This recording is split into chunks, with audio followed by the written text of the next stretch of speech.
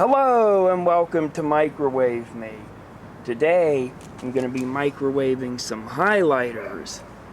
You probably saw my original highlighter video from 2 years ago.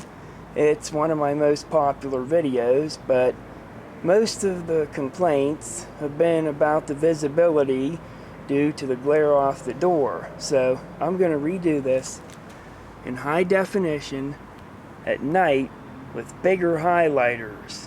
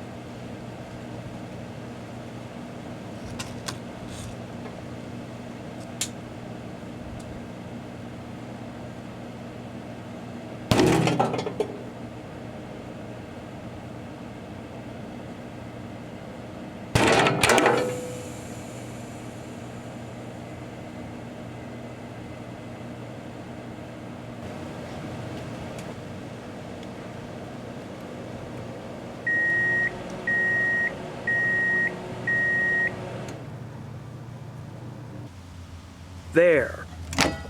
4 highlighters in high definition.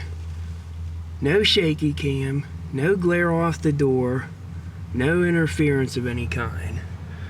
Just pure awesomeness. This is the way microwaving highlighters is meant to be.